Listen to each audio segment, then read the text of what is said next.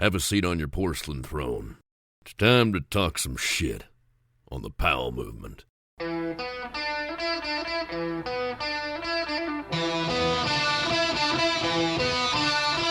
Welcome to the Powell Movement.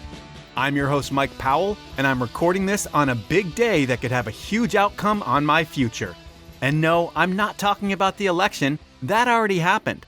I'm talking about my wife and I heading into the doctor to find out results of Ange's first PET scan in a year.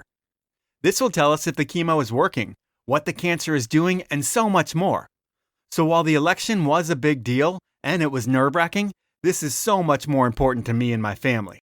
My wife has been through so much in the past 2 years, and her life, while she makes things look okay on Instagram, her life is really challenging a lot of the time. I will say, one thing I'm sure she's stoked on is my new job at diecutstickers.com. And that's not because I get free stickers. It's because I'm out of the house and out of her hair for 2 full days a week. While we love each other, we still deal with all the bullshit a married couple with a teenager goes through. So I'm sure it's a nice break for her to have me away. For me, I'm learning how to juggle 2 jobs. The sticker game, which is so much more than stickers, is rad because I get to work with so many old friends at so many different brands. But it's not all about brands. If you're an athlete, you need a custom sticker to use as a business card. They're cheap, and if you consistently give them out, your personal brand will grow at 10 times the pace as an athlete on the same level who doesn't market themselves in real time. To get your stickers or tents or whatever you need, because most likely I can make it, email me at mike.powell@diecutstickers.com. But you're not here to get sold to, even though I'm probably going to do it each week. You're here for another incredible interview with a badass, and this week, it's part 2 with living legend Tommy Moe. And based on the downloads and Facebook comments, yes, Facebook crushed it this week for some reason, I can tell that everyone really liked part 1 of the podcast, and part 2 is even better. We talk about winning, and winning is so much more fun than second place or worse. Before we get into it, I want to ask you to tell a friend about the show. I'm not a successful athlete with a built-in audience. I'm just a dude who out-researches everyone to create the best and deepest interviews in snow and beyond, so telling a friend really helps. Thank you for doing that. Thank you for rating me wherever you listen as well. And finally, please support my incredible sponsors who make this show happen. They are Elan Skis, Outdoor Research, Stanley, Best Day Brewing, and Thermic and Descent Socks. Now, it's time to chat with Tommy Moe. We started the last podcast with your ski tech almost blowing up a plane, which was so crazy. And while that sucked for him, and it was his bad, now it's time for one of your bads. And will you tell the story of what happened on the Italian Autobahn with Willie's van? Let's see here. Willie's van. You put regular gas in a diesel. I don't know if I remember that one. It sounded like you put regular gas in a diesel and his van conked out after like 2 miles. And you had to hitchhike to an Italian city to get some regular gas to fix his car. Yeah, I don't think I was on that one. Sometimes we would travel separately, and Willie Wiltz, he put diesel in the gas. He called you out as doing it. So he's like, nope, Tommy did this because he was telling me a couple stories. And while you don't remember, that's quite all right because it was a different time in life for you. I mean, we can talk about back then, at that point in your life and later on, you partied quite a bit and then you totally stopped partying altogether, right? Is that part of your story?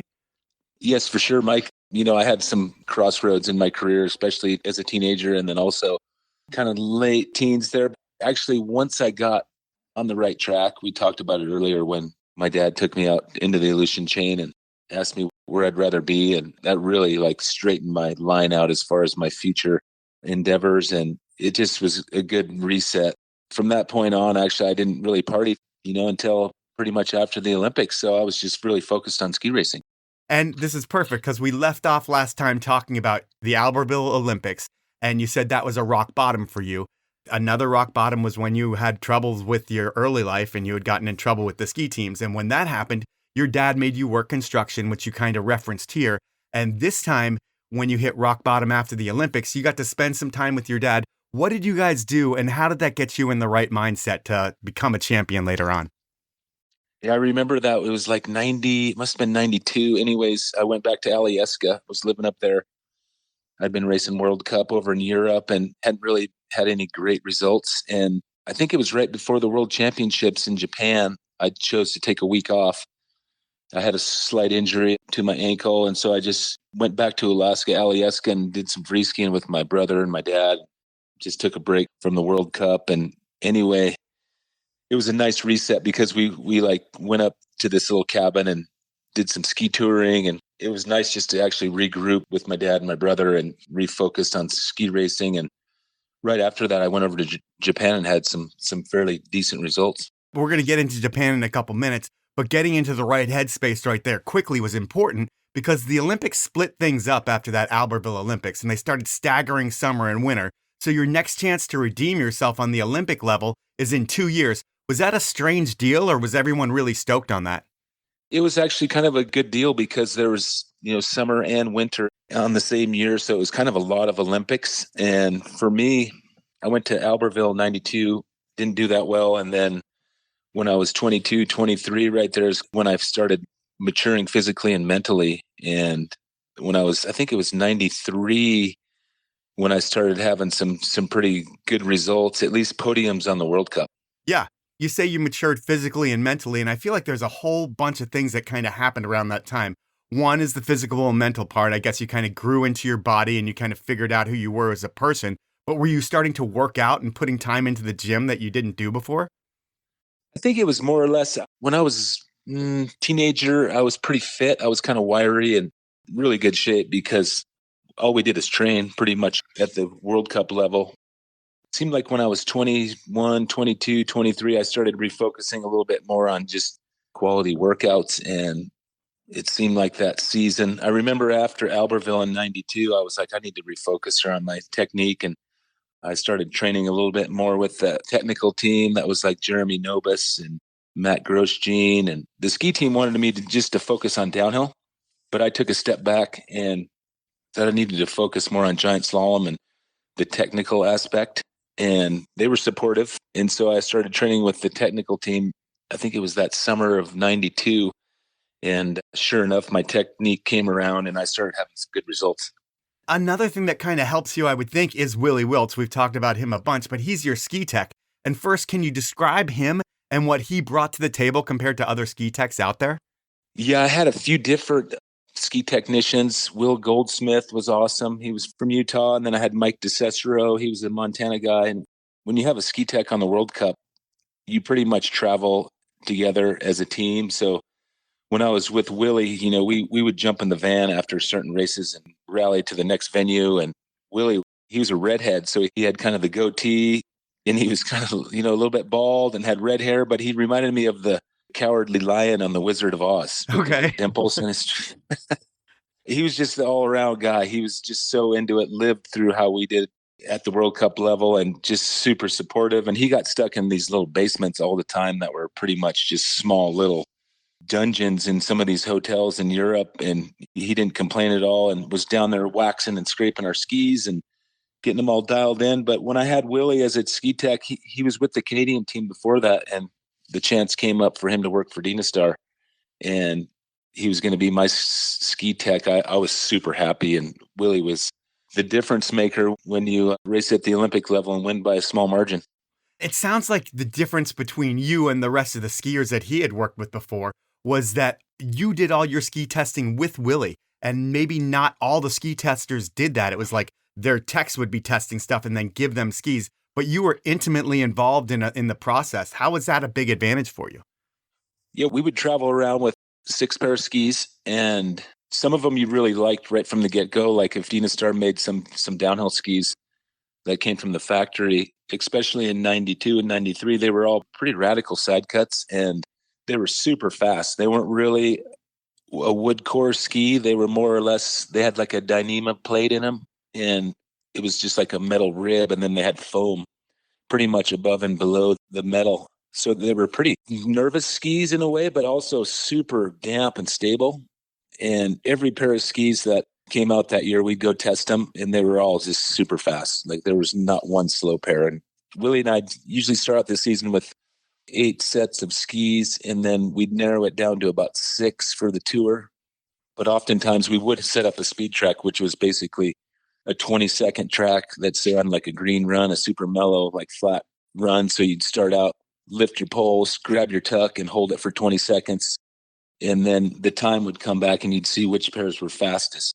And right away, you could tell which skis you liked. Sometimes you really wouldn't like certain skis because they just came out of the factory not quite as even, let's say. But the Dynastars that we traveled with at that time were rocket ships. They were so fun. Oh, my goodness. And was that not the case for everybody, though, that not everyone would test their skis themselves, like you working with Willie being in your tuck? Because he made it sound like you were one of the few guys that did that, and that was what separated you from a lot of guys, because he said it could take some out of you being on the snow more than everybody else, but at the same time, you knew your skis better than everybody. We traveled around as a team, Willie and I, and for sure, those skis that we had, the 92, 93 season, we took really good care of them, tested them all the time, and Willie was down there waxing them. And of course, like the third edge is like that piece of aluminum on the tail. Yep. And Willie was always just like smoothing that thing out with a file and just buffing it out. So it was just like super smooth. And he'd even oil the sidewalls, like take wax and oil and rub it into the sidewalls. And he was just like the little craftsman, super tech that could do it all and was there with you through the thick and thin. And if you did well, he was happy. If you did shitty, he was pissed. We had some good times back in the day. And Willie, before that, actually worked with the Canadian team. And then also he worked for Head and Reichley and Tyrolia.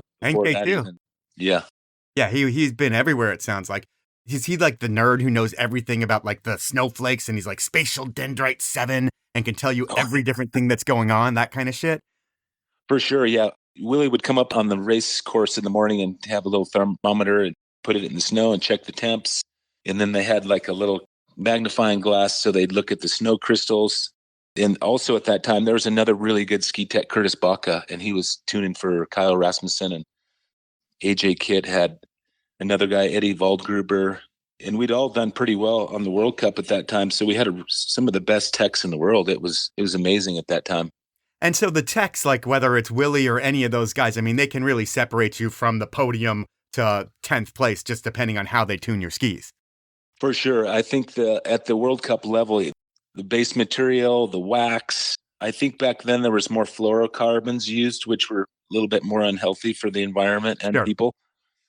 But now I think they have limits on fluorocarbons, and Willie pretty much would just wax our skis after every time we used them, and then scrape them and brush them and just like look at them underneath lights. And the bases at that time, you could tell when they were super fast, they just looked shiny, just like glistened under the lights because the bases were so well waxed and prepared and scraped and brushed, and the edges were razor blades that they were pretty much like sports cars. The skis themselves were just rocket ships. And it's hard to explain to people how much fun it is to go out on a set of super tuned up downhill skis and race down some of the fastest courses in the world and not have any limits. It's a rush. And I wish I could still do it.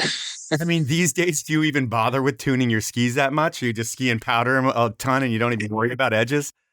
I do take care of them. I'm a little bit of a freak about certain things. Like if I smash a rock here in Jackson, you can kind of feel it because the edge is all burnt out and kind of tweaked. So oftentimes I'll take a stone to them. Sometimes I even have one in my pocket because in Jackson we hit a lot of rocks, and even in Alaska hit some rocks. But I do enjoy just the fact of deburring skis and smoothing out the edges and even waxing them. It's some sort of like therapy for me where I can go into the garage and put some tunes on and look at the skis a little bit, wax them up, scrape them up, because if you do have really fast skis, it's so much more efficient and less work on your body because everything's just flowing. And a lot of people don't really understand that side of skiing, but if you have really fast skis, it's way more efficient. There's nothing worse than having sandpaper for bases and you're going out there and poling everywhere. It's miserable. Oh my God. Yeah. Especially when they're just sticky and slow. It's makes your legs burn. Not fun. Not fun at all. So the big turning point for you was that Japan trip that you said. You went for a bunch of FIS or FIS races and then the World Championships in 1993. That's when everything seems to start clicking for you. And we mentioned your ski tech and maturing and all that kind of stuff. But were you working with anyone at that point to get in the right mental space, like any sports psychs kind of stuff at that point? A little bit. I think at that time we had this guy, Chris Carr, And so he was actually a sports psychologist, and we actually would sit down with him in the fall and kind of go over some goals and some mindset type stuff. And it helped me quite a bit just talking to Chris, because I was a little bit all over the place. But when I went to the world champs from Alaska there in 93, I think they were in Morioka, Japan, 93, and pretty easy course. Again, I think AJ Kitt was skiing really well. I remember running the course, and just for me going to Japan for the second time, I loved it. The food was awesome. The little hotels were super cool with the bamboo floors and the onsens and the different things like that. I just really thought it was an awesome place. And the course itself there at the World Champs in 93 was pretty easy. It wasn't like super technical and challenging. It was more of kind of a glider, few big jumps, few big turns. And AJ, I think, got a silver medal there. And then I ended up getting 5th place. So I was pretty happy with my result. Yeah, I mean, that's like your first really great result. Your 5th place at Worlds, which is huge. Then you go to Whistler for a World Cup. And I'm sure your confidence is at an all-time high compared to where you've been before. And is that the first race where you actually believe that you have the firepower to like back it up on the course? For sure. I was thinking about that back in 93, World Champs, Morioka. And then sure enough, we veered around, flew back to Vancouver, drove up to Whistler, and we were having a team meeting the night before. And I think they had the bibs for us. So Billy Egan or Uli Luti, one of the coaches that we were with, says, "Oh, and Tommy Moe, he made the first 15, so he's going to be bib 10 tomorrow." And I just remember I was so fired up. I was like, heck yeah, I made the top 15 in the world. I'm going to go out there tomorrow and show them what I got. And it was funny because Whistler, I think this was my first time racing it, but it was the Dave Murray downhill. And it's just an awesome track.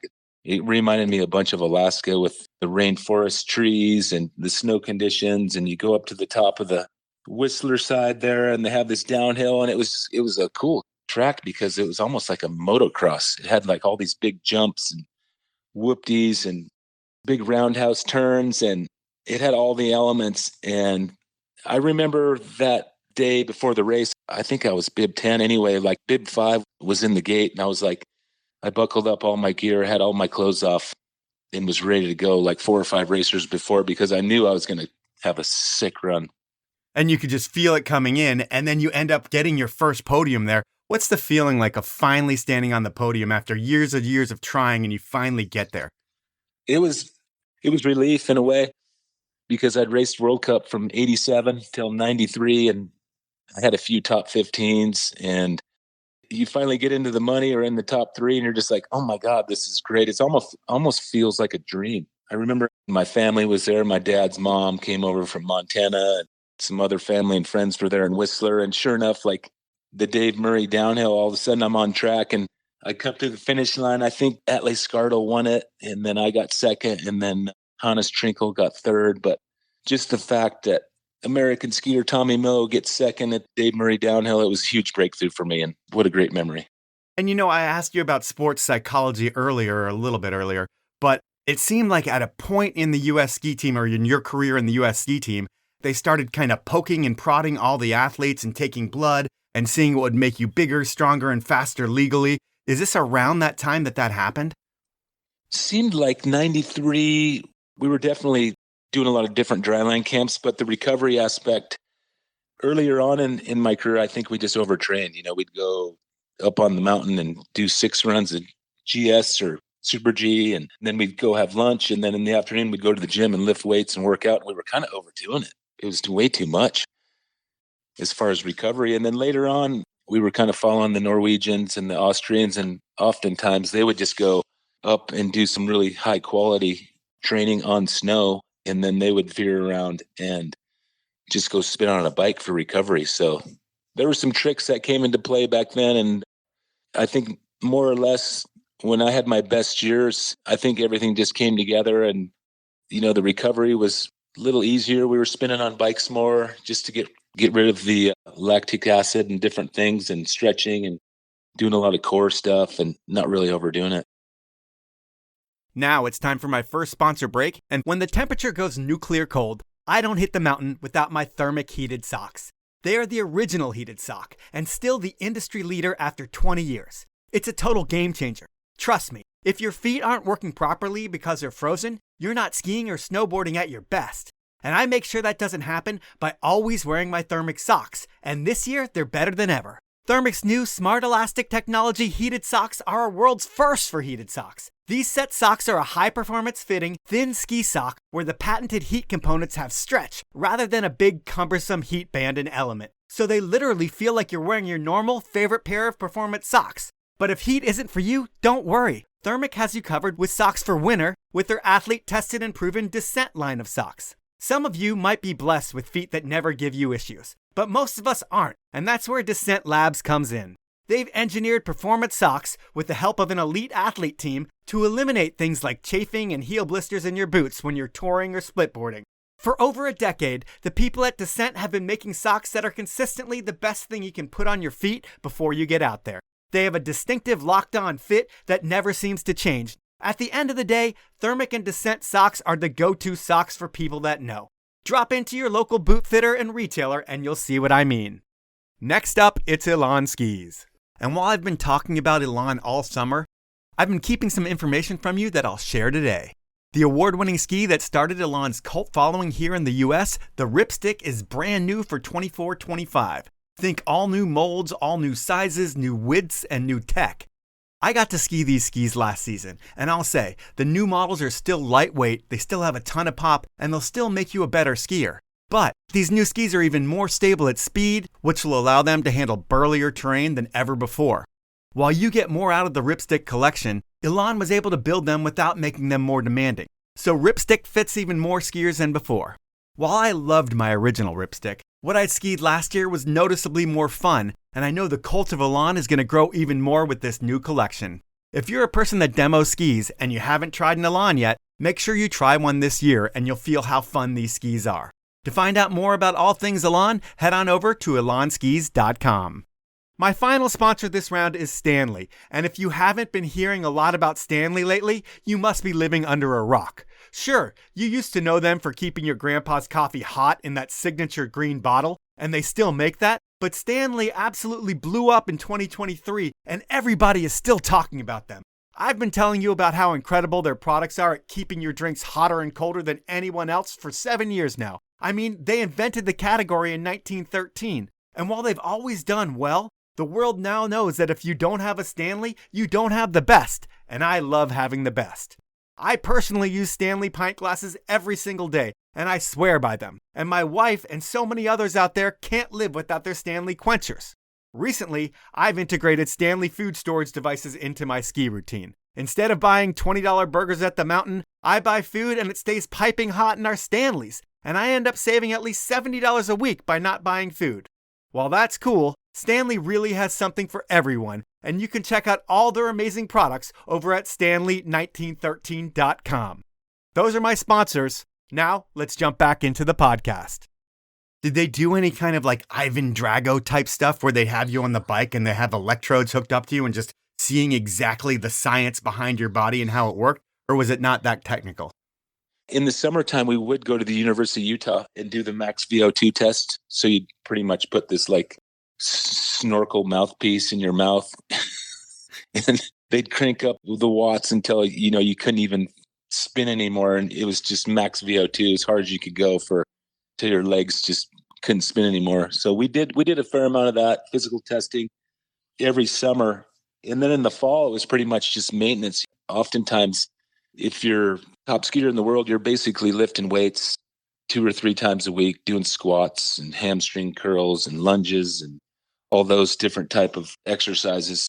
And then also doing some aerobic training, hiking, running, different things just for like agility and even plyometrics. But the training aspect is so important because all the racers are so good at that level. But in the end, it's pretty much whoever wants it the most usually ends up on the podium. Okay. And let's go back to your actual skiing. The leading up to the Lillehammer Games, you have like 5 events where you're in the top 10, and it's so much better than you've ever done. Can you and everyone around you feel the momentum building around your skiing? For sure. When I look back at the 93 season, I got 5th in Morioka, and then I got 2nd in Whistler. And then that spring we went to Lillehammer, Kvitfjell, because the next year was the 94 Olympics in Lillehammer, Norway. And I think I ended up top 10 in the downhill there, and I was like, damn, that's a fun track. I loved it. Had a good race there. And then the next season was 94. And I remember the 93, 94 season there starting out. We went to Val d'Isère, France, and I ended up getting third in a Super G at Val d'Isère. And then I went to Bormio and got another third in the downhill. And Bormio, it's one of the toughest downhills in the world, pretty much. And then right after the new year, we went Garmisch, Kitzbühel, Wengen, Chamonix. I was in the money again. I think I got 8th at Kitzbühel. I'd been top 10 in Saalbach or one of the other events in there. And then Garmisch, right before the Olympics, I took a little break, went to the Canary Islands, took a little recoup and skipped a World Cup race. And that was a game changer. Okay.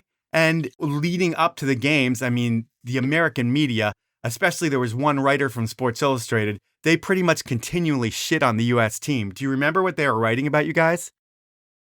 Yeah, they called us the lead-footed snowplow brigade. And I mean, does that kind of shit piss you off? Because you're an elite athlete, and Sports Illustrated at that time, that is like the Bible of sports. It comes out 52 times a year. It is what everyone reads every single week. Magazines are like the king of media at that point, and they're shitting on your team week after week. Does that bulletin board type material not only motivate you, but the whole team? Oh, for sure. I remember AJ, he won a World Cup in 91, Val d'Isère, France. And then he'd had some great finishes right up until 94 also. He'd been second, third. And AJ was on the cover of SI. And then right before Lillehammer, they did come out with an article on the U.S. ski team and how we hadn't really done much over the years. And the Olympics weren't really going to pan out that well for the Alpine team. So I was a little bit pissed off. I was like, we're going to show these guys what's up here. And everything came together for me in Lillehammer in 94. I mean, do you credit it almost to that 93 year when you first get on that course? It sounded like you almost bonded with the course and you skied it better than almost any downhill out there. Is that fair to say, or were there other courses that you liked better? No, that's true. I love that course, along with Whistler, Dave Murray downhill. That was where I podiumed the first time. And I did well at Kitzbühel and in Bormio and some of the super technical fast courses that they weren't just full tilt. Sketch ball, more or less. I like courses that had nice rhythm or a flow, let's say. Okay. So when I went to Lillehammer, I remember I pulled in there for the opening ceremonies in Lillehammer, and all of a sudden we're there for the 94 Olympics. And it was the same time that, was it Tanya Harding and Nancy Kerrigan had their little skate gate scandal? Oh, yeah. I didn't even think about that. It was all connected. So yeah, Jeff Galooly like clubbed Nancy Kerrigan, and so there was all this media happening about that. And then sure enough, February 13th, men's downhill rolls around, and I'd been doing pretty well in the training run. I think I got like 20th in the first training run, then got 15th. And then the last training run, I remember I had a great run and ended up 4th place. So everything came together. So you're going into the final. And you're an American, and other than like the Mayers and Bill Johnson, U.S. skiers don't win gold. While you believe, do any of the Euros look at any of the Americans as a threat? Or are you guys more of almost like, not a joke, but like not a threat? I think so, because there was some Italians that were really fast in training, and then the Norwegians were really fast. Andre Chatil, Andre Amat, he was a ringer. Lasse Kjus, Franz Heinzer, Pietro Vidalini. There was all these guys, and Mark Girardelli, of course.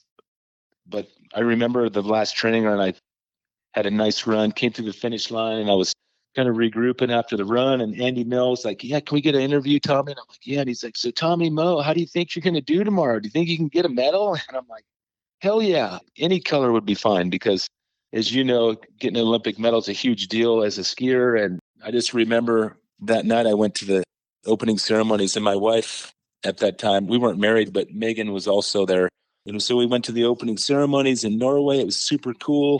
I was a little bit of a head case. She's like, just don't worry about what place you're going to get or who you're going to beat. Just go out there and ski your best and have a good run. And that's all you can do. And that was kind of a nice little piece of advice, because I just really focused on, hands forward, outside ski. I'm going to win a medal or I'm going to crash. Yeah, I mean, you're first or you're last. And pretty much a different thing about the American team than all the other teams there, except for the Norwegians, was that you guys had an unfair advantage, that you guys were almost sucked away from the Olympic Village and you were put up on the mountain. How was that an advantage for you guys? Oh, that was awesome. I think it was Uli one of our ski coaches and Bill Egan had been talking to the Norwegian team. And they said, hey, we have some private lodging right up on the ski hill that we were racing at, which is Kvitfjell. Whereas the rest of the Olympic skiers were staying down in, an hour away in Hafjell. And they set this up. But I remember when we were up there, it was so awesome because we were right up probably 3 gates down from the top of the downhill. I think I was rooming with Kyle Rasmussen, and everybody else had to get up at like 6 to drive to the resort, get there by 7, get on the lift by 8. And we were pretty much sleeping in a little more till 7, and then pretty much just walking outside our cabin and clicking in our skis and going right to the course. And thinking about the night before, I would think there's a ton of nervous energy, and given that you got that advice from Megan, but are you able to sleep the night before, or is it more just you're visualizing what the next day is going to be? I was a little bit nervous. I think my roommate, I still tell the story that he was snoring. We were in the same room with double beds, and he was snoring like mad, Rasmussen. So I got up and went downstairs to another little room and passed out. And I was definitely super nervous, but that morning I woke up, I think I only got 4 or 5 hours of sleep just with the nerves and everything. And it was a sunny day. It was cold, and I felt super good. I was like, today's going to be a good day. And then during the race, in the upper third of the course, you're behind by a little bit. But the move that changed the game for you was pre-jumping the roller in the middle section. That was a wild move. And do you think about that beforehand, or is that just something that happens in the middle of your run? It was amazing because at the top section, you go to the starting gate and it was full on, 0 to 50 miles an hour in 3 gates. And then it had this huge carousel turn that was 180 degrees all the way around. And oftentimes I'll still show people my Olympic run. And you can see in the top section, I was 0.2 out. And then it hit a flatter section in the middle with this big Brucey jump, had nice aerodynamics, landed pretty soft. But then where I won the race was off this kind of side hill, left-handed jump thing where you came into it. And if you just rode off it, everybody would catch a lot of air, fly 80 feet, let's say, 90 feet, and land kind of off track, way down to the right. And when I came into it, it was crazy because I had this out-of-body experience where I picked up the tail of my skis and pre-jumped it or pre-hopped it, which is crazy. Could probably never do it again, but I lifted up the tails of my skis and kind of brushed the gate, and I landed probably 20 or 30 feet inside everybody's track. So I made up a half a second right there. That's where I won the race for sure. You have that. And then at the bottom, can you describe how huge you went and how close you were to missing that last gate?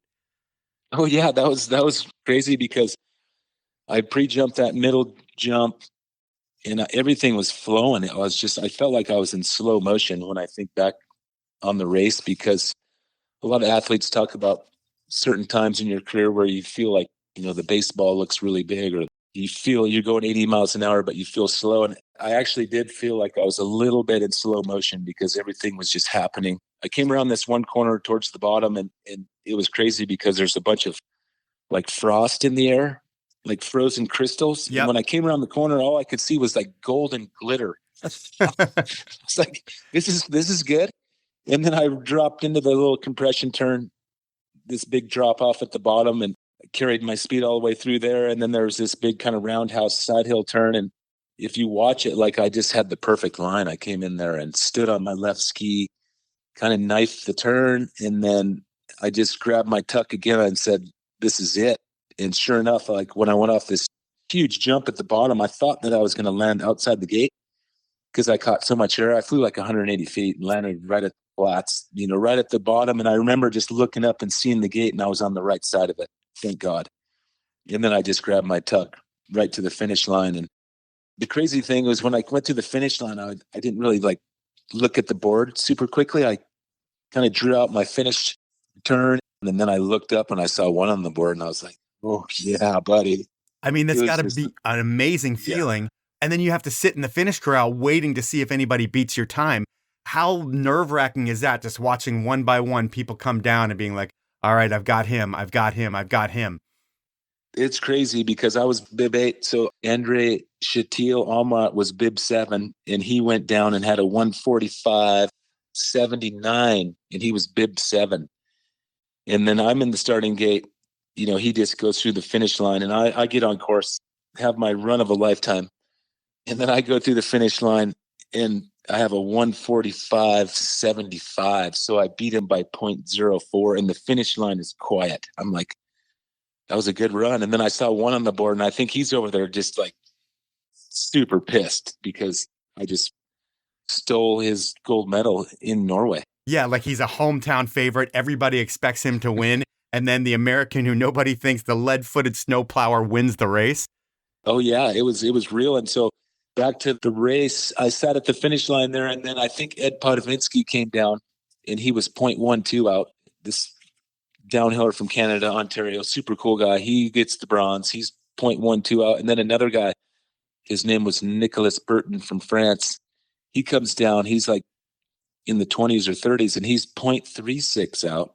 You're watching the board, then you watch the skier, then you look at the time, you watch the skier, and it's super stressful just because if you're in the lead, you definitely want to win. And I think after Nicholas, it kind of petered out a little bit. There was just more skiers coming down from obscure countries. And I was just like, this is looking really good. It's really good. And sure enough, the race finished and my dad showed up to the race right after it started and he came over and yeah, the whole thing was pretty much a dream. And right when the race ends, I mean, you connect with your dad who's in the finish corral. They kind of rally him in there. I mean, are you just celebrating with your teammates? I think Hillary Clinton was there. Are you spraying champagne? Or do you have a few minutes to enjoy all that? Or do you have to go straight to doping control? Like, what's the process there? After the race with doping control, they just did urinalysis testing. And then it was pretty much go hang out with your family. And then there was some press conference, of course.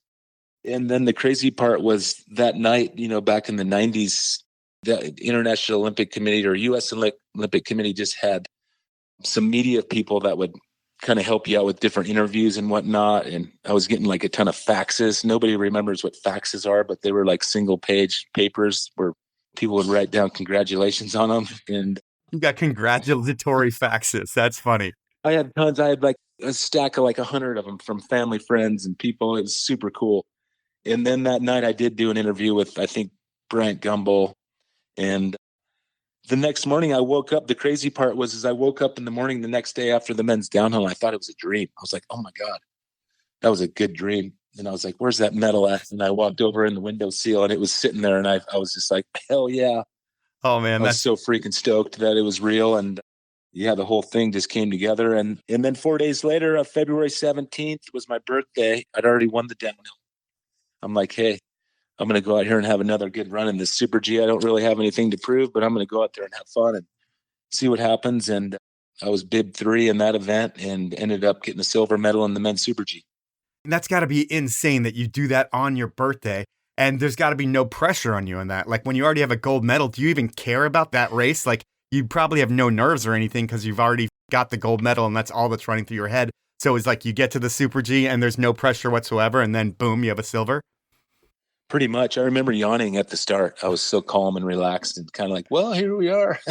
I've already done pretty well and whatever happens, happens. But it was one of those races where one of my coaches, Bill Egan, set the course. It was on the same track as the downhill. And for those that don't know Super G, it's just a one run, winner take all type of event. You get to look at the course for an hour beforehand and you go up there and give her hell. And Super G itself, I raced on 220 downhill skis for the event. And I think I was leading up until the last interval and then had a slight mistake. I just went a little bit straight, but came through the finish line and I was bib number 3, but it was awesome because I think there was like 40,000 people there in the Super G and they all sang me happy birthday, which is way cool. Oh, that is so cool. And I guess I need to jump back to when you win your gold medal.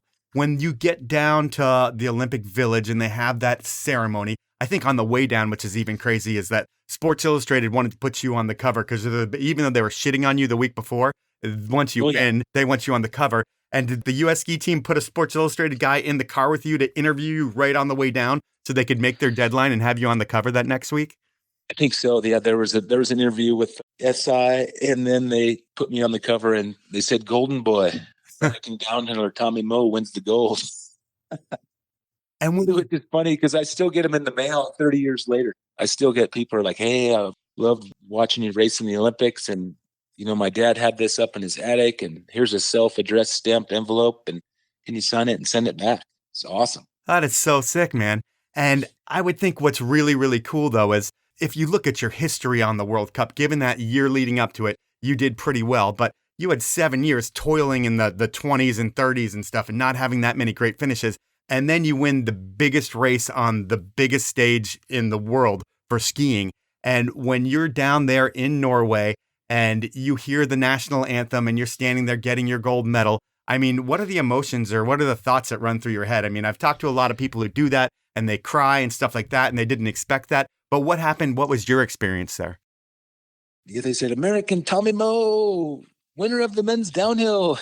I jumped up on the podium and sure enough, Alma and Ed Podiminsky are up there with me and they play the national anthem. I just remember I was so happy that I couldn't cry. I was like, oh my God, this is real. And I was pretty naive and young. I was only 23 years old, but what a memory, just having that American national anthem played. And also the fact that you're there at the Olympics to represent your country, which is super cool. I think a lot of sports, we get lost in money and fame. And whereas the Olympic Games are just pure sport, like go out there and represent your country and give it your best and get a medal or just compete. Just to be an Olympian is awesome. So for me, I had everything come together. I think I was a little bit lucky when I look back on my career as far as things coming together. And even before I was called the Golden Boy on Sports Illustrated, Todd Kelly used to call me Golden Boy. Goldie.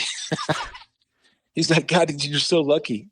We'd be playing basketball and I could just bury the 3-pointers from, outside the line. And I had a lot of natural talent, but things did come together. And especially with the earlier parts of my career, I could have went either way as far as the railroad tracks and party and whatnot, but I straightened out, believed in myself, and worked hard and ended up winning the men's downhill. And I'm looking for another guy to win it in here now so I can get some press.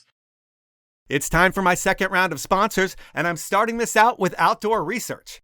First and foremost, when I signed on with OR, I knew there wasn't an outerwear brand on the market that performs as well as what OR has been putting out in the marketplace for over 40 years. That's what happens when you test your gear in the absolutely terrible, soggy conditions that we can get here in the Pacific Northwest. As we all know, days in the mountains are always more fun when you're warm and dry, and that's what people trust OR to deliver time after time. I'll tell you, on cold days, I live in my men's Snow Crew down jacket. This is hands down the warmest jacket I've ever owned. And for those standard Northwest days, I rock the Snow Crew jacket and pant, which keeps me comfortable. And it's one of those fits where if you don't see me ski, I look like a pro. Really, what's rad about OR is the style that they've been bringing to the table lately. While mountaineers have always sworn by OR's quality and performance, now athletes like legend Mark Abma, world champion Troy Podmilsack, and X Games gold medalist Zoe Atkin are making OR gear look cooler than ever. I've been loving OR products since I first bought my outdoor research rain jacket when I moved to Seattle in 2000. And I know you will too. If you want to be warm and dry and look cool this season, head on over to outdoorresearch.com and see what I'm talking about. My final sponsor is Best Day Brewing. And with snow season right around the corner, skiers, snowboarders, weekend warriors, tubers, sledders, snowbikers, snowmobilers, you get it. The doers of winter are starting to get ready to shred. And post-shred, it's all about après. And this year, do après right. Forget about the calories, forget about the alcohol, and forget about getting in trouble on the way home. Because with a beer from Best Day Brewing, you know you'll get all the flavor of your favorite beer without the alcohol. Whether it be the West Coast IPA, a hazy IPA, a Kolsch, the Electro Lime, or my new favorite flavor, the Natural Pills, you won't have to worry about anything but having your best day ever when you have a best day. Blind taste tests prove that you won't be able to taste the difference between your favorite beer and a best day. I mean, the only difference you'll notice is how good you feel in the morning, and you're going to remember what you did last night, which is almost as refreshing as a best day. So next time you're at the store, pick up a 6-pack of Best Day, or you can always buy some on Amazon or at bestdaybrewing.com, and you can thank me later. Those are my sponsors. Now let's jump back into the podcast. When you look back at it, winning gold on that first day of the games, did that set the tone for the whole U.S. team and raise everyone's confidence level? Because the team exceeded everyone's expectations in that Olympics. I think the next day was women's downhill and Peekaboo Street got a silver. Yep. And then Diane Roth got a gold in the Super G. And then I think Liz McIntyre got another silver in women's freestyle mogul skiing.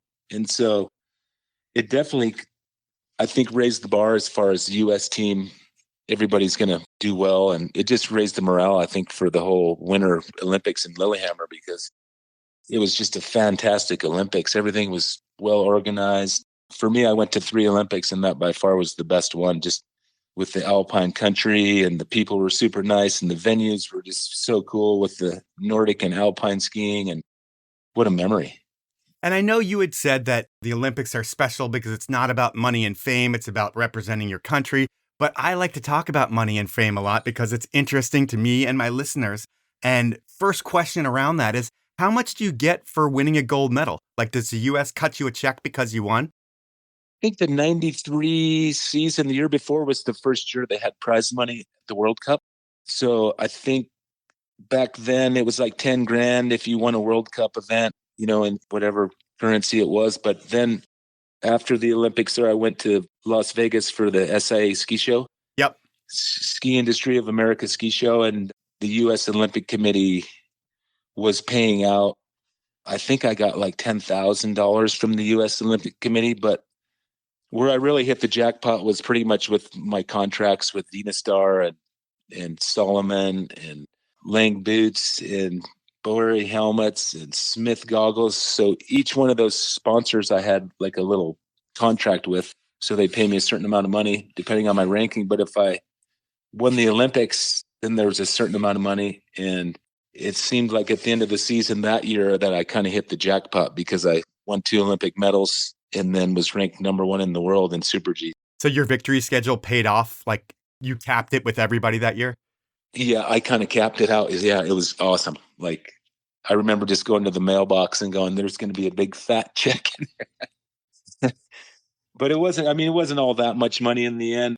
Monetary wise, I had started working with IMG, International Management Group, and I made, in the end, quite a bit of money. And it was awesome just because all of a sudden all that hard work and everything comes together, and then all of a sudden you're getting checks for 6 figures in the mail. It's like, oh yeah, this is sweet. Yeah, I mean, when you think about it, in your biggest year of skiing, were you able to make $1 million or more with winnings and retainer and all the sponsorships that you had?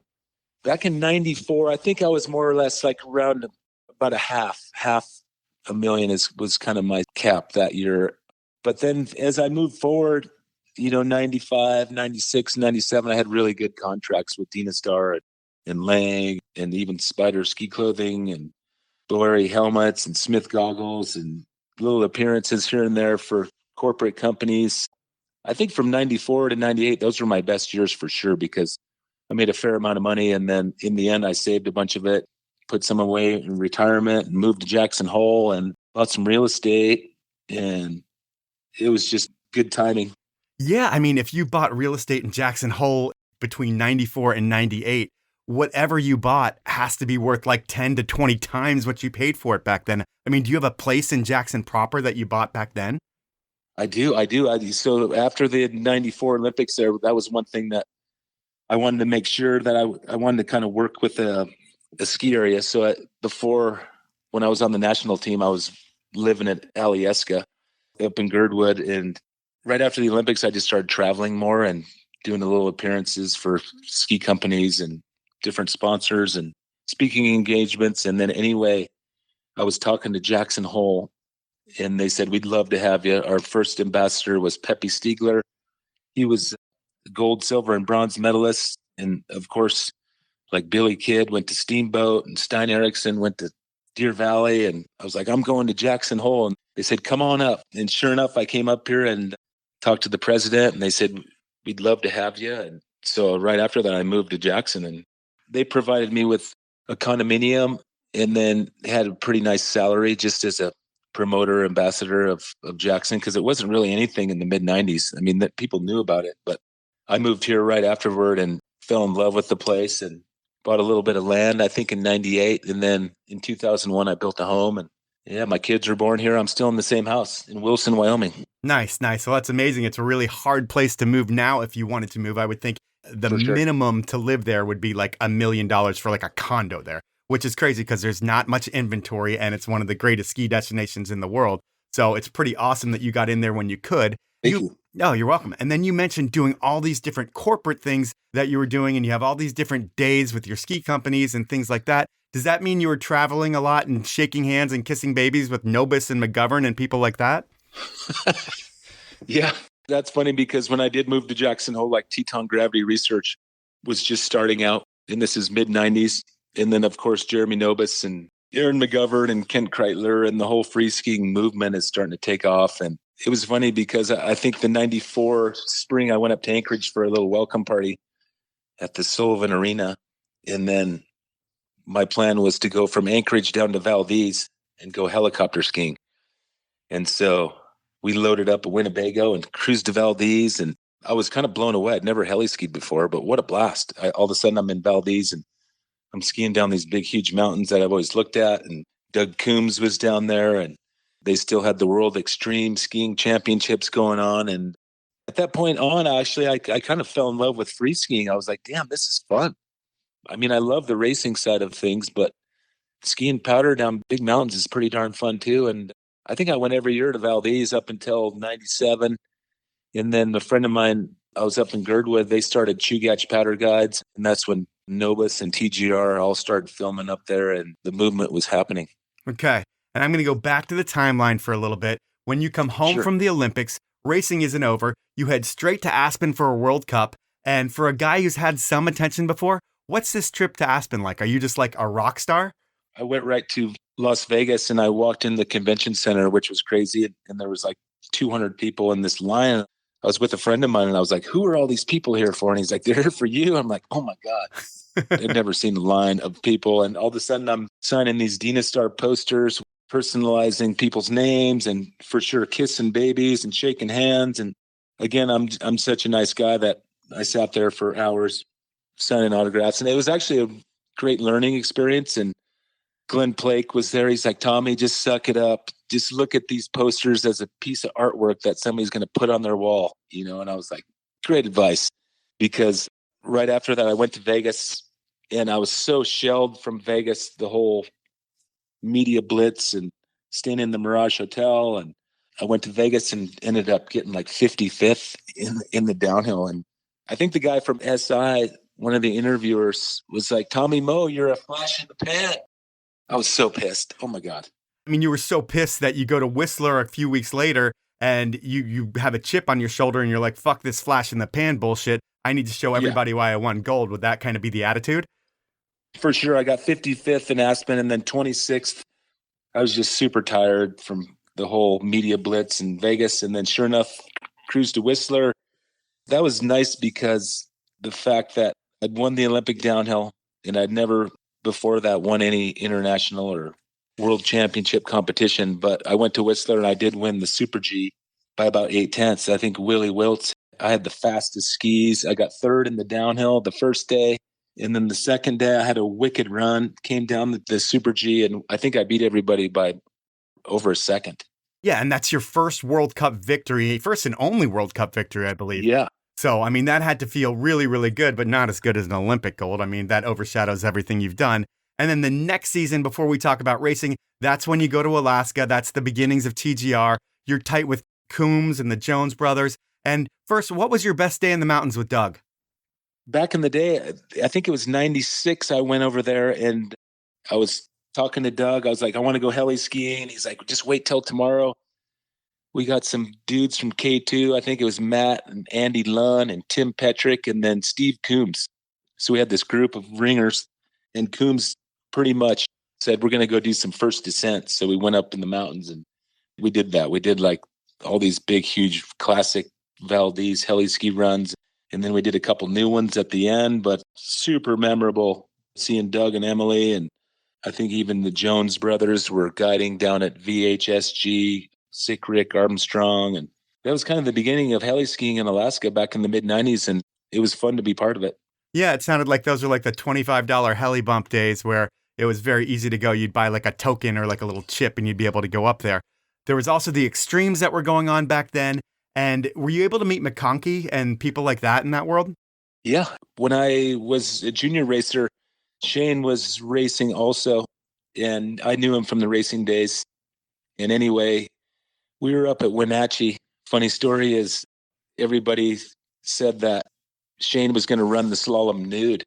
And so we all chipped in money and he freaking went down the slalom nude. It was awesome. Just junk in the wind, just shinning off gates. And then again, when I was in Valdez in the late 90s, I remember Shane being up there and just a super cool guy and easygoing. And, I think that's when he started doing the ski base jumping and all that. But amazing skier. And he's the one that actually changed the whole sport of fat skis with the K2 pontoons and the Volant chubs. And right at that time is when, I think the spatula, I think that's awesome. I mean, we owe a lot to Shane for taking those water skis out and figuring out rocker and fat skis.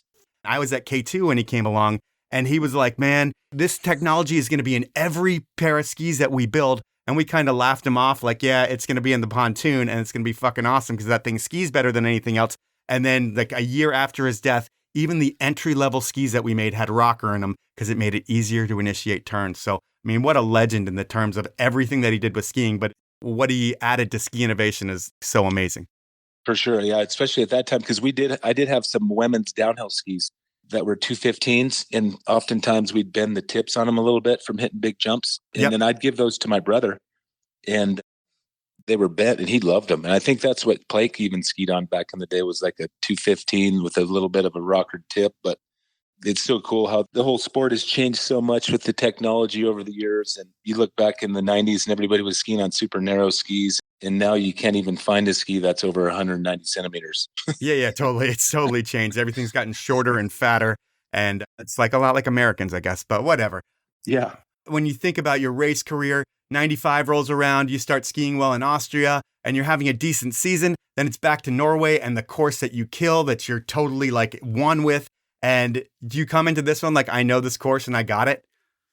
For sure. That season was crazy because I rolled into it the year after the Olympics. And of course, after you have all this success, you expect to have more success. And I ended up getting third in Tignes in a Super G. And then I was racing World Cup January. I think I did pretty well even. I was still top 10, like top 5 even in some World Cups. And my teammate Rasmussen came out swinging that year and he ended up winning like 3 downhills. So I think, AJ had some great results in the early 90s. He won some races, and then I had my Olympic success and then Whistler World Cup win and some podiums. And then the 95 season came around and Rasmussen wins the Lauberhorn that season, which was amazing. He won the longest downhiller in the world. And then we went to Norway, and I remember being on the track in the Super G, and I was having a great run, and I get towards the bottom of the course. And anyway, they have one section, it's called Tommy Moe's Corner. So I'm ripping into the corner. I'm like,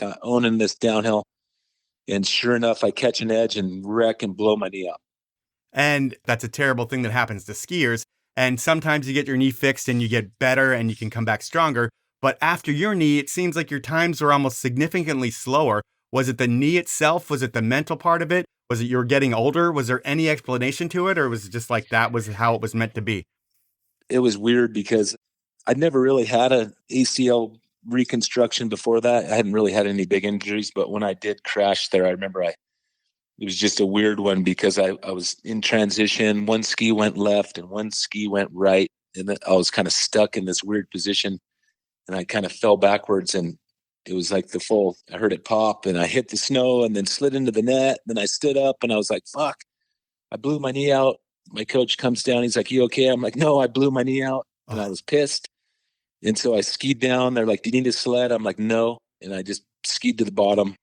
And then our team doctor came down. He's like, take your boots off. Let's check this out. And sure enough, he's like, yeah, your knee's blown. And then I remember the next morning, I was like, fucking bummer. Just woke up with depression and just all sad in a way. And like, I'm finished. My career's over. And I went to Steadman Hawkins, a week later. And then, Richard's like, oh yeah, you didn't do too much damage to the other parts of your knee, but your ACL is blown. We'll fix you up. And sure enough, he did an ACL reconstruction. And just the recovery back then was a little bit different. I think I'd rushed it a little bit, got some tendonitis in my kneecap. And, I was racing right back again in December 95 World Cup with a big knee brace on, and I wasn't really feeling it. my knee was a bit sore, and that whole season I struggled. Yeah, I mean, it takes longer than, 9 months or so to come back from something like that, Sure. from my experience at least. And it sounds like for yours as well, but for you to perform on the World Cup level, it's got to be, if you're feeling sore after every race, it's like you're not 100% and you're going to keep racing all season long. So that's really never going to heal until you give it some time. And then over the next few years, you do win some U.S. championships, but you don't crack the World Cup top 10 again. How frustrating was that for you? It was frustrating. It was crazy because I had all the success, and then came with it some fame and glory and more appearances, and my life definitely changed after the Olympics. Not that I didn't like it, but there was some things that I didn't really enjoy, especially the appearances and the travel and having to go down to different ski shops and talk about gear, and it was just different. But again, at that level, it was hard for me because when I look back on my career, when I was a kid, I always wanted to do well at the Olympics and win a medal. And once I did that, it was kind of like, what's next? And it was just hard because I wanted to keep racing and doing well. And sure enough, I came back in 95, blew my knee out. And then 96, 97, I did win the U.S. Nationals. And then the 98 Olympics came around in Nagano, Japan. And I was feeling actually pretty good going into those games. And I had a pretty good run in the downhill. But Herman Meyer crashed before me. He went off that jump and flew like 180 feet and landed on his head. And so they had a big course delay. The course got a little bit warmer and a little bit slower, and I ended up 12th. And then the Super G itself, a few days later, I was like, okay, this is my chance. I'm going to defend my title and get another medal. And I had a pretty good run. I ended up 8th place in the Super G and missed a medal by half a second. And I remember being in Nagano, Japan at that time and saying, I think I'm finished. I think I'm going to retire. And yeah, it was just kind of an odd time because I just felt burned out on skiing and the tour and the coaches and the teammates. And obviously it was a great lifestyle, but I'd started at 87 and this is already 11 years later. I'd been doing the World Cup, and it was just a funny time because I knew I was kind of finished. So 8th and 12th are definitely respectable on the Olympic level. So it's not like you shit the bed or anything like that. So you did all right. But when you think about that Olympics, I mean, the one thing that stood out to me was the 360 mute grab that changed skiing. Did you get to see that in person? Johnny Moseley. Yeah, Moseley crushed that thing. I mean, what an awesome guy. I just remember watching him. He had like that Bula hat on that was like multicolored. Yeah. He had those K2 skis that were red, white, and blue or something. Yep. And he changed the sport right then with that 360 mute grab, because I think the Canadian Air Force, JF Cousson and JP Leclerc, they were all doing those, and Mike Douglas, they were all doing all those spins and grabs, and things were changing. And Moseley comes in and sticks the hell out of it. And he's just the good looking guy. He looks like Tom Cruise. He's just like the man. And I remember the next season, I went to the San Francisco skee ball for the U.S. ski team, and Johnny was there at the party, and there was just like 100 women surrounding him because he is just the good look, and he looks like Tom Cruise, and he's just the greatest guy. Yeah, he is so nice.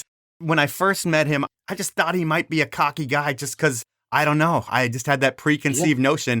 And I sat next to him at a dinner, and he asked me about myself and my life for like an hour. And I was just like, wow, this is the nicest guy ever. I could barely get questions in about his life because he was interested in me. And he's been like that ever since. And just what an amazing guy. And yeah, he's great and so good for skiing. For you, when you talk about your retirement, you figure that you're done at the end of those Olympics. How do you announce the retirement? And is that like an emotional thing for you or sad for you? Or does it take some getting used to being a civilian again?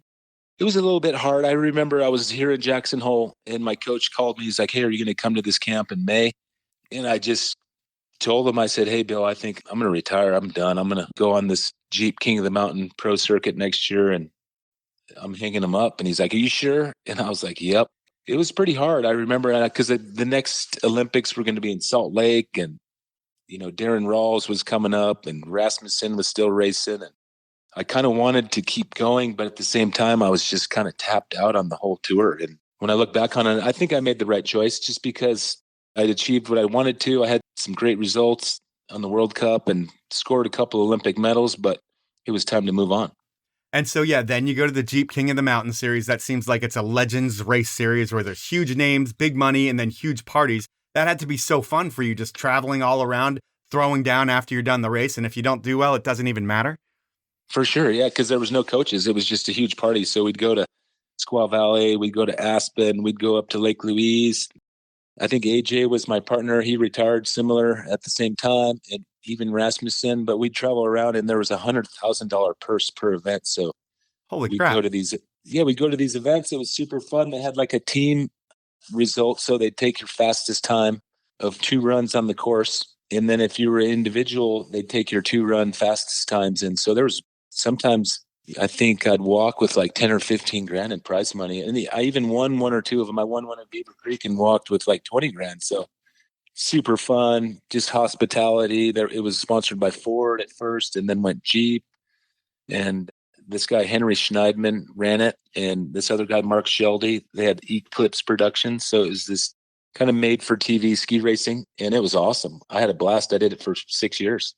Awesome, man. And we could talk about you heading to Alaska and starting TML with Mike Overcast and a handful of other badass investors, but we don't have enough time to really talk about that. I'll probably get Overcast on the podcast at some point, and we can talk about the building of the lodge, and I'll get you to come in and ask him inappropriate questions and put him in the hot seat. Sure. But what I do want to know about that time, though, and this time now, because you still have TML going, and it's one of those places that looks like the most intimidating place for pro skiers to go. And I'm sure it's not as intimidating. I'm sure you have places where you can take anybody. But when you think about the best pro skiers and snowboarders that go there that you've seen with your own eyes, who are the best of the best? Like, is there 1 or 2 skiers and 1 or 2 snowboarders that stick out as like, holy shit, I've never seen anybody of this ability? Of course, back in the day, Nobis was one of the first ones that pioneered a lot of those descents out there. And then after that, we've had Travis Rice. He did Art of Flight, which was a huge one for TML, just his whole action Kurt Morgan flick. And then a TGR came out there with a bunch of different athletes and film back in the day. And it's just a really fun zone because the terrain is pretty gnarly. But then again, if you're just heli-skiing with guests, there's a lot of really friendly open bowls that are fantastic skiing. And I think we were the first heli-skiers out there in 97, me and Nobis and Overcast. So we've been pioneering new runs for over 25 years, and we're still finding new ones every so often. Okay, and I just want to know who's the best of the best, though. Like, I mean, Nobis obviously is one of the greatest skiers of all time, and he proved it on the race level, and then with TGR, and when he skied Pyramid and kind of changed the face of big mountain skiing in that respect. But, like, do you look at Travis Rice when he rides? I mean, anybody who watches him ride, he looks like he's 10 levels above anybody else in the way that he sees things and the way that he rides things. Is there anybody else close to the level of riding that you've seen in person like him? Oh, yeah. I think Sage Catabriga is right at the top of skiing some of the biggest crazy lines. And then also Ian McIntosh were out there. And they were skiing the Neocolas, which is right next to the Tordrillos. And those two, by far, are some of the best big mountain skiers I've ever seen. And as far as a snowboarder, I think it's Travis Rice. Hands down. Yeah. And then when you think about like celebrity skiers, I'm sure there's been a bunch of different ones either at TML or throughout your life that you've had to take out and take down runs. Who's the best celebrity skier you've ever been out with? I'd have to say 2 years ago, I was here in Jackson Hole and I skied with Rob Lowe. And he's good. He's good. He's awesome guy, big blue eyes. He looks just like he does on TV. Amazing skier. We were skiing right down Sublet and Thunder here in Jackson. So amazing skier. And on that same trip, he had Gwyneth Paltrow. She wasn't quite as good of a skier, but good looking, awesome person. I think she was in the news for her skiing recently. I think so. There was some accident or something. Yeah. We don't even need to talk about it, but I just felt like I'd throw that out there. Yeah, Rob Lowe. And then I've met Adam Sandler and Seal, and I've been to a few ski events at Deer Valley and met a fair amount of other TV actors. And that's the cool thing about skiing is you can have events where you can bring in movie stars or Olympians, and then you can have a little GS course or a little ski event, and everybody has a good time. It's awesome. Yeah. I mean, there's something about being on the snow that makes you forget about everything else. Everybody's just another person having fun, which is pretty awesome. At this point, I'm going to say that that's our podcast. I mean, we could go on and on, but we don't have the time, like I said, because you know the drill. It's time for Inappropriate Questions. And this time I have another one of your legendary U.S. ski teamers asking the questions. A dude who, when he changed his hairstyle, his whole attitude and ski ability just got better. Chad Fleischer is a 2-time Olympian, a really awesome guy, and he understood this assignment better than most, which is great for us, not so great for you. But are you ready for question number 1 from Chad? You got it. All right, here we go. Hey, Tommy. Hope you're doing well. So my first question would be, what is your best rookie memory, whether at a race, a rookie night, or of an older teammate taunting you? There you go. That's a good one, Fleischer. I'd have to say that the best memory that I have from those days was rookie night, because we'd all dress up in different costumes and we'd get really drunk, and we'd all had skits that we had to perform. And I know that you, Reggie, and I all got a little bit loose and had a lot of fun. And I've even seen some photos from back in that era that were awesome. Does that stuff happen today, or is that just something that happened in an era that's gone now? I think they do. I know Ganong and some of those guys still travel with the Rookie Rock, which was started by Mike Brown, Bill Johnson, and Doug Lewis. And so if you won the Rookie Rock, you had to travel around with it, at least carry it in your bag for like a week or something like that. So then that's an honor, right? It's an honor to win the Rookie Rock, yeah. Okay. All right, we will go into his question number 2. Hey, Tommy, walk us through what happened the night you cut your hand wide open at Kitzbühel and you had to go get surgery and miss some World Cup races afterwards. Oh, good one. Yeah, that was actually a party foul on my part. We were at the World Cup in Kitzbühel, and I think I did pretty well on the downhill. I had like 2 top 10s. And so sure enough, you go to the Londoner pub, and it's just a blowout. You walk in there, they hand you bottles of champagne, and champagne is sprayed everywhere, and beer is flying everywhere. And I was behind the bar bartending along with, I think, Darren Rolves and even Rasmussen and AJ. And we had our shirts off and everybody was soaked in beer. And I was like, I'm out of here. And it was probably early in the morning. And anyway, I went to climb over the bar to get out of the little horseshoe setup. And as I climbed over the bar, my hand slipped onto a broken glass. And I ended up severing my flexor tendon, which was a bummer because I looked at it and went, oh shit, I'm fucked. And I had to take an ambulance ride to Kitzbühel. And anyway, they reattached my flexor tendon in Innsbruck, and my season was finished for that 97 season. To say the least, my coach was pissed. So was I. Yeah, I can totally imagine. All right, we'll jump into your third inappropriate question. And he's got a bonus for you as well. Okay. Tommy, what's the largest PR mishap story of your career you had to run damage control on with your agents? The largest PR damage control, I think the Kitzbühel hand cut was probably one of them. But then again, there was another one where I was working with a family agent right after the Olympics, and it was my dad's wife's brother that was kind of helping me before I worked with IMG. But my dad ended up peeing in Shane's fuel tank at the Jackson Hole Airport. And somehow I got out in the press, and it wasn't good. All right. Well, we'll go with his final bonus inappropriate question. It doesn't get more inappropriate. Here we go with Chad's question. What are the 3 places you never want to see your daughters that you found yourself in? Oh, God, that's a good question. 3 places that I would not want to see my daughters in. But I'd have to say the first one would have to be Las Vegas. I don't want my daughters to go to Las Vegas at all, just because it's just Sin City, and it scares the hell out of me now after being down there and seeing what goes on. Secondly, I'd probably have to say living in any city. Hopefully my kids grow up and are able to stay in the mountains and live out in the mountains and enjoy their life rather than in a city. And then thirdly, I'd have to say that I hope they don't get a job in New York City. All right. Well, unexpected answers. I thought they may be a little different, but that is quite all right. That's Inappropriate Questions, and that's our podcast. And your story is so great because of the trials and tribulations that you went through on the way to figuring out how to be an Olympic champion.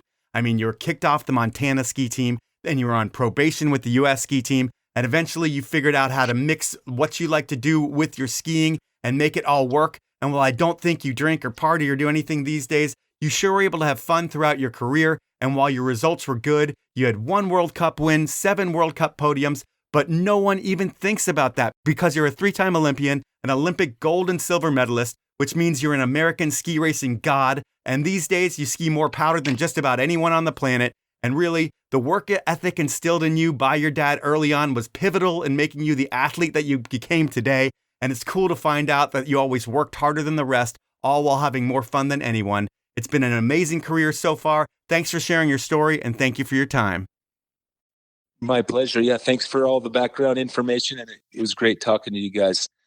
Thanks a lot, Mike Powell. Really appreciate it, and hope that this story inspires other skiers to shoot for the moon and go for it. And again, it shows that hard work and determination pay off, and you can make mistakes in your life, but trust your gut and go with what's right and have fun. Yeah, thanks again. Fun talking to you. So that was time with an absolute legend, but more importantly, Tommy Moe seems like such a cool guy.